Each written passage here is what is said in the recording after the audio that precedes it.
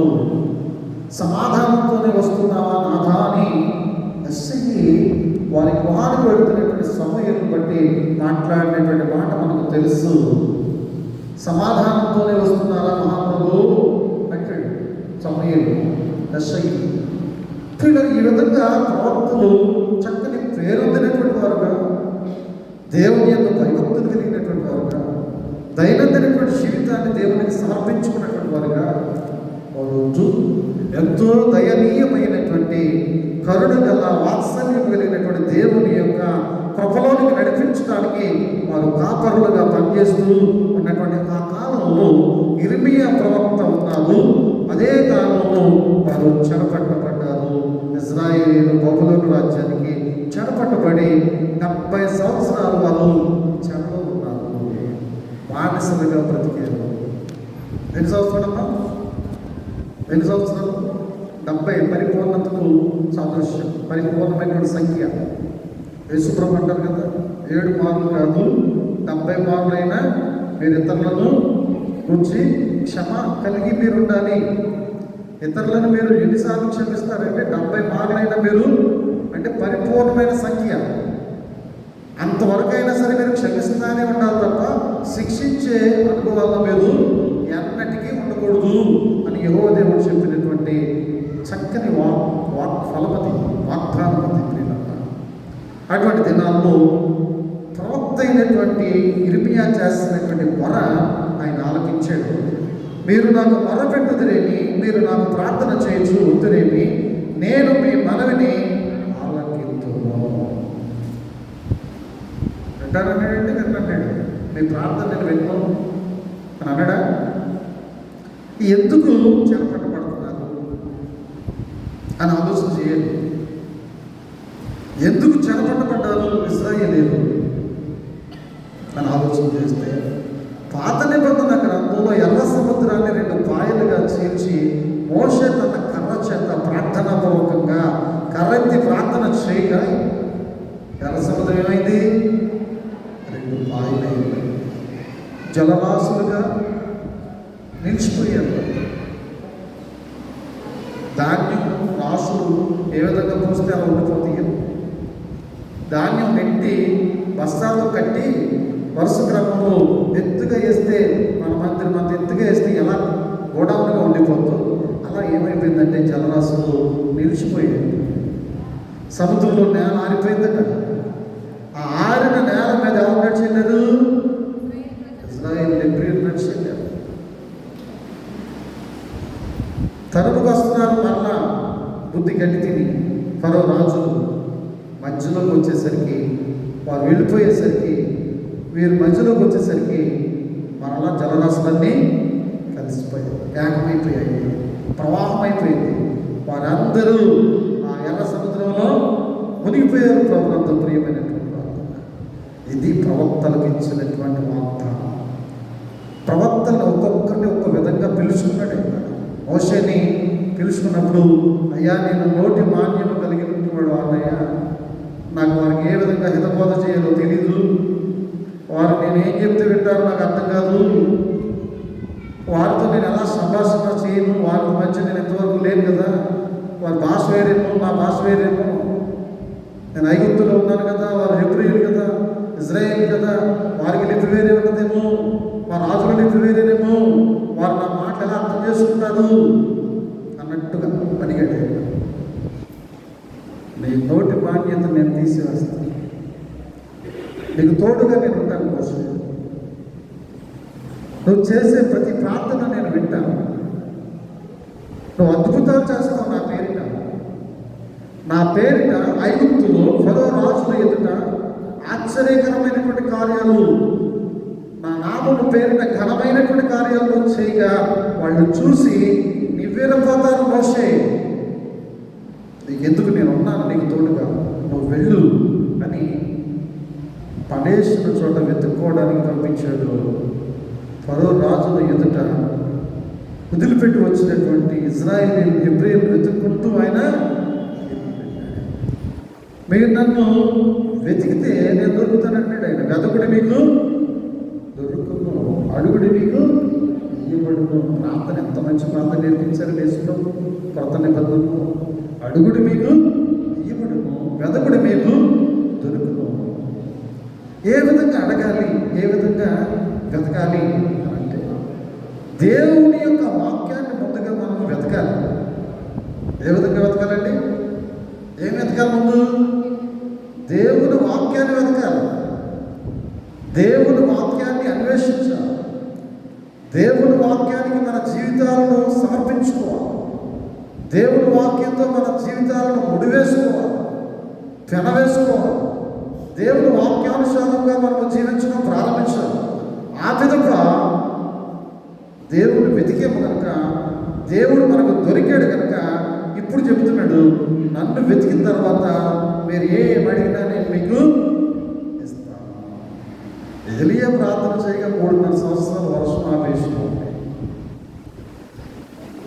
ఇర్మియా ప్రార్థన చేయగా నేను చెర నుంచి మరలా ఇజ్రాయేలీయులను ఎక్కడికి నడిపిస్తాను? ఎక్కడైనా యెరూషలేముకు ఎక్కడి నుంచి పంపించామో మరలా అక్కడికే నడిపిస్తాను. గాయము చేయవాడును నేనే, గాయము పట్టువాడును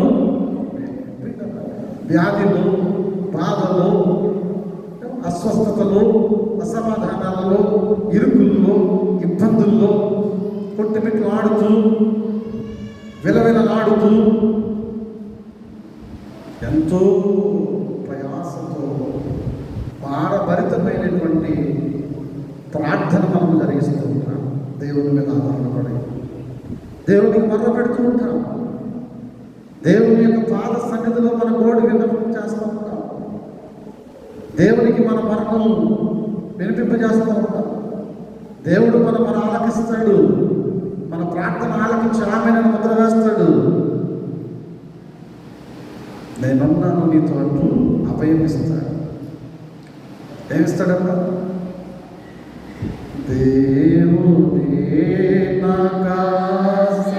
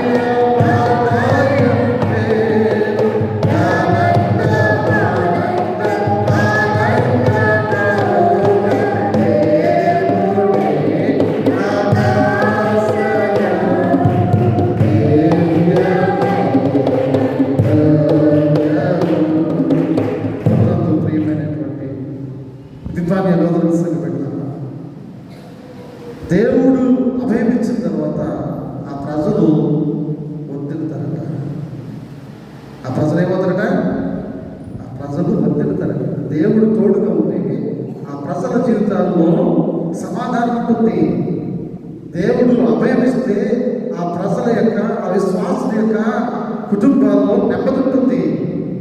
దేవుడు అభయమిస్తే నేనున్నాను మీతో అంటూ చెయ్యి పట్టి లేవనెత్తితే ఆ యొక్క మానవుని యొక్క నిర్మాణంలో, ఆ ఇల్లులో పరిపూర్ణమైన ఆరోగ్యం ఉంటుంది. యెహోవా ఇల్లు కట్టించని ఎడల దాని కట్టువారు ప్రయాసము వ్యర్థమే. మనకిచ్చిన ఆరోగ్యం ఆయన ఇచ్చింది, మనకిచ్చినటువంటి సంరక్షణ ఆయన ఇచ్చింది, మనకిచ్చినటువంటి సమాధానము ఆయనకి ఇచ్చింది. కుమారుడు పోయాడు, దావీదు ఏడుస్తున్నాడు. రాజు అన్న విషయాన్ని మర్చిపోయాడు, రాజరికాన్ని ప్రక్కన పెట్టాడు. దేవుని యొక్క ప్రవక్తలు ఆయనతో మాట్లాడిన తదుపరి ఏమనుకున్నాడు? ఇక చాలు, నా కుమారుణ్ణి నేను మర్చిపోక తప్పదు అనుకుని మరలా రాజరికంలోనికి, మరలా దేవునిలోనికి, మరలా ప్రార్థన వైపు, మరలా దేవుని వైపు తప్పనిసరిగా దావీదు వెళ్ళడం జరిగింది. ప్రభువుతో ప్రియమైన మాట, ఎన్నో పోగొట్టుకుంటాం, ఎన్నో రాబట్టుకుంటాం, ఎన్నో విషయాల్లో మొరపెడతాం, అనేకమైన విషయాల్లో సహాయంగా ఉంటాడు.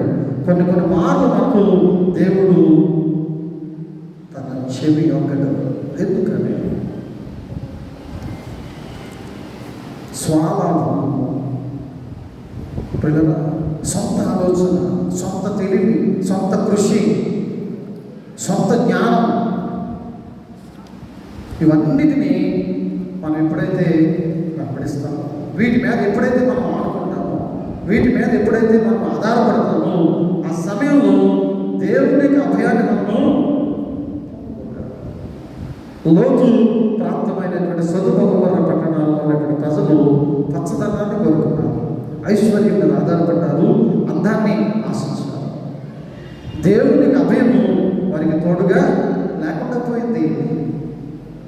స్నేహితుడు దేవునికి అబ్రహాము ప్రార్థన చేసిన ఫలితం రాకుండా పోయింది. చాలా ఊరుకో అబ్రహాము, నేను ఎక్స్పెక్ట్ చేసినంత లేదక్కడ భక్తి.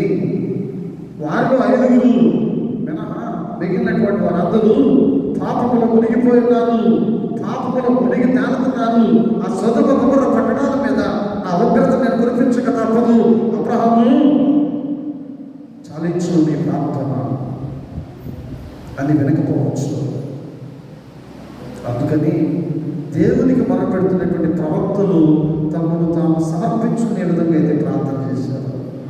ఇజ్రాయేల్ నిమిత్తము ఇర్మియా ఆయన ప్రజలు చేసినటువంటి తప్పిదాలను గురించి క్షమించమని, మన్నించమని, వారి పాపాల నిమిత్తము ఇర్మియా ప్రార్థన చేశారు. ఆ చేసినటువంటి ప్రార్థన ఆలకించి వారికి క్షమాపణ ఇచ్చి నేను మరలా వారిని యెరూషలేముకు నడిపిస్తాను అని అభయమిచ్చాడు. మోషే తన ప్రజల కొరకు నాకు ఇచ్చినటువంటి ఆత్మలు, నాకు ఇచ్చినటువంటి ప్రజలైనటువంటి ఇశ్రాయేలు యొక్క పాపాలను మీరు క్షమించకపోతే నా పేరు జీవగ్రంథంలో నుంచి తీసేయమన్నాడమ్మా. మీరు పోతే పోయర్లే, నా పేరు అక్కడ ఉంచండి, నాకు ఫ్లైట్ పంపించండి, నేను ఎక్కేసి వచ్చేస్తాను అన్నాడైనా.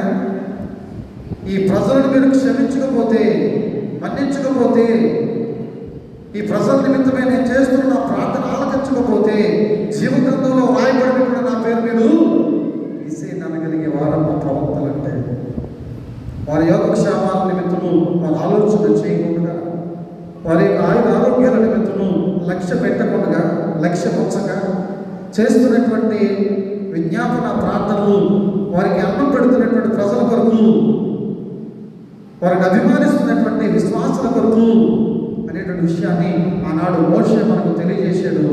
నేడు ఈ వాక్య భాగం ఇర్మియా ప్రవక్త మనకు చక్కని విషయాలు, ఆధ్యాత్మికంగా మనకు మూలాలను అందిస్తున్నాడు అనేటువంటి విషయాన్ని ప్రతి ఒక్కరు కూడా గమనించవలసినటువంటి వారమై ఉన్నాము. చూడండి, కీర్తన గ్రంథం 40వ అధ్యాయం 5వ వచనం.